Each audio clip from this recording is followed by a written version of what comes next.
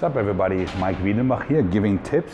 Today's topic is we look into obesity. So first things first, I'm not a social worker. I have no idea about the psychological background.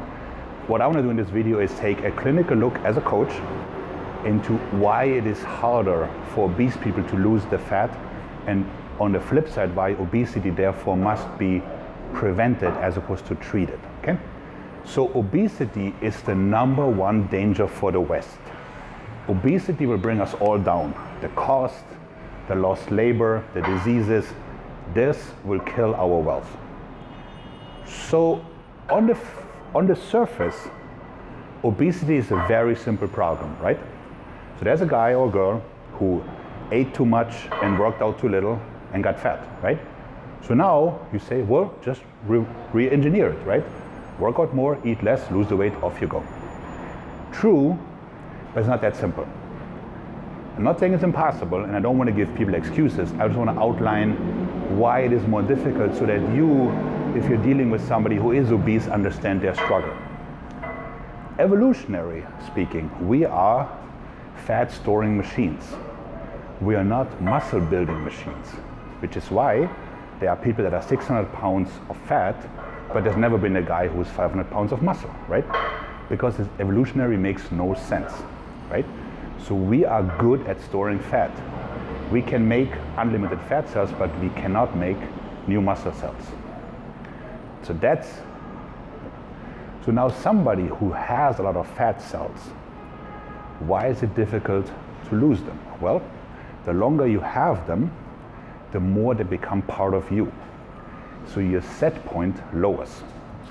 It takes very little energy to sustain a big amount of fat. It's about 1 to 2 calories per pound. So even somebody who has 400 pounds of fat, that's only 800 calories it takes to sustain that a day, which is very little. Also, everything internally gets worse. Bye, Andrew. Meaning your testosterone goes lower, your thyroid hormone is lower, your insulin is up. So you are at a, shall we say, negative outset from the beginning. So you have a harder time building muscle, you have a harder time burning fat because the thyroid is lower, your fat storing hormones are up because they've been so well trained, and your leptin and ghrelin is off, so you're constantly hungry. So that's the first issue. Now if this person starts training, what basically happens is they mostly burn glucose. They don't actually get into the fat cells, whereas if you and I work out, we start breaking down fat cells, emptying them out for energy. This person just burns out the glucose, gets ravenously hungry, insulin shoots up, and the cycle repeats, but the fat cells remain untouched. Now from there on, it's also that the workout efficiency is lower. What I mean by this? But think about it. Somebody who's obese was probably not the greatest athlete as a kid because they start out chubby. So they don't have great coordination, they don't have great muscle control, they don't have much muscle to begin with. So in a workout, let's say does the exact same thing as you do. This person probably burns about 40% fewer calories because activation is poor. Then needless to say, there's the shame factor. So if you're very heavy, the ideal workout would be to start aqua jogging in the pool. Well, are you gonna go there? Being looked upon funny? That's another issue. And then there's the environment.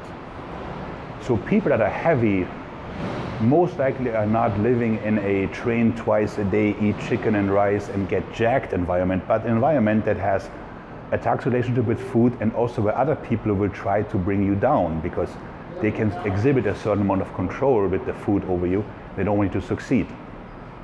So all that being said, now you can see why it makes sense that obesity needs to be stopped at an early age, because once it's developed, it's very hard to bring it back down.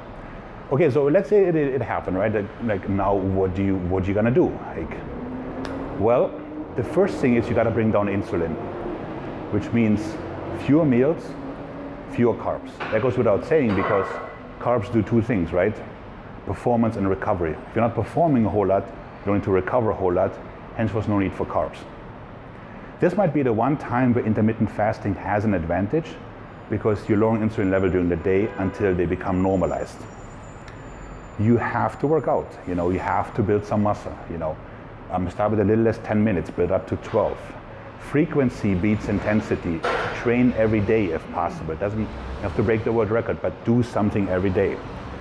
And then give yourself time. So you have to understand that however long you have been heavy, it will take 10% of that time to lose the weight. So if you've been heavy for 10 years, it's going to take at least a year to get to a normal weight.